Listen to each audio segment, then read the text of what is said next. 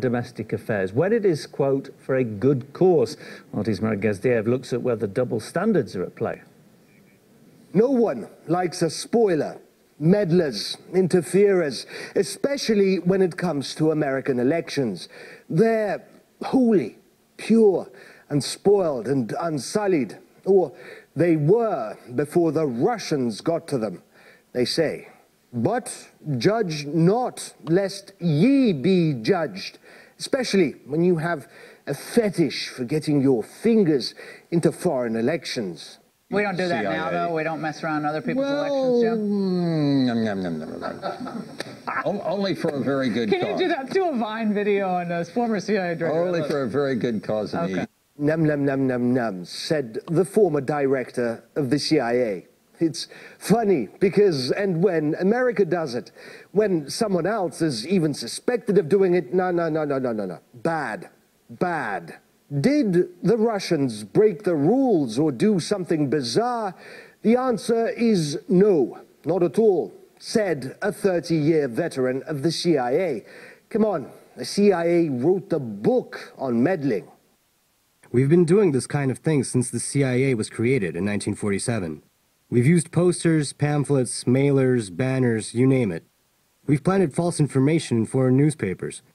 We've used what the British call King George's cavalry, suitcases of cash.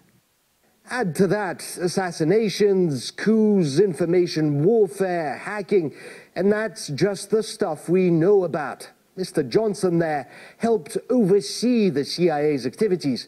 He'd know. The difference is, they say, when Russia does it, it's to destroy the world, even when their meddling has no actual impact on the elections, as even the Justice Department just admitted. When America does it, it's for the greater good, democracy and all that. You could ask, of course, how on earth overthrowing democratically elected leaders, as the CIA has done, is helping democracy, or how selling billions of dollars worth of guns to Gulf dictators is helping democracy, but don't. Well, the United States has been interfering in other countries' elections since the 1930s, in the Caribbean and in Latin America. When I was in CIA in the 70s and 80s in Europe, I would say that the CIA and the U.S. government basically were interfering in elections, almost every election that was taking place in Europe. This was just routine, that the U.S. wanted a friendly government of a certain type and was willing to do certain things to enable that to happen. If we're going to claim that America has the right to interfere behind the scenes in the politics of another country, it's a little hypocritical for then America to say, oh, Russian intelligence has been interfering in American elections. You don't get to have it both ways. The capital of Libya. As criminal to say that there were Polish perpetrators, as there were Jewish perpetrators, as there were Russian perpetrators, as there were Ukrainian, not only German perpetrators. The Polish Prime Minister's remarks here in Munich are outrageous. There is a problem here of an inability to understand history and a lack of sensitivity to the tragedy of our people.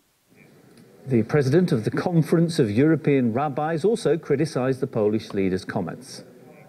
What was said by the Polish Prime Minister is totally unacceptable.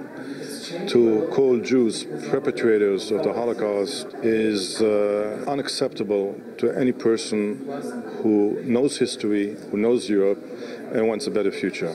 And we did not expect the Polish Prime Minister to say such things.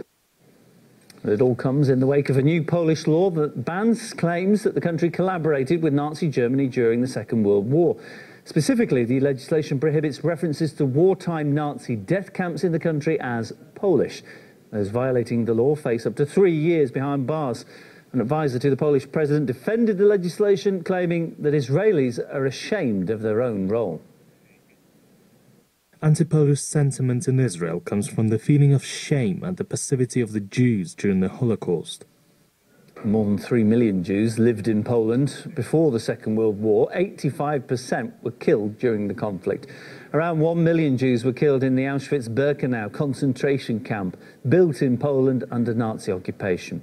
Former US diplomat Jim Jatra says the problem is both Poles and Israelis view history solely from their own perspective.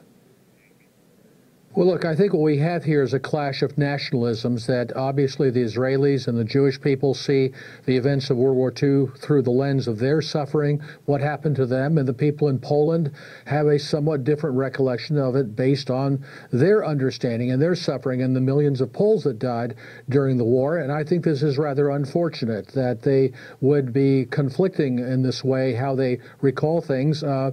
Poland, I think the main point Poland is trying to make is that they were victims of the Nazis, that these were not Polish death camps, they were German death camps set up in occupied Poland. And even though there were collaborators among many of the nations of Europe of various sorts, that Poland should not be blamed for the existence of these camps.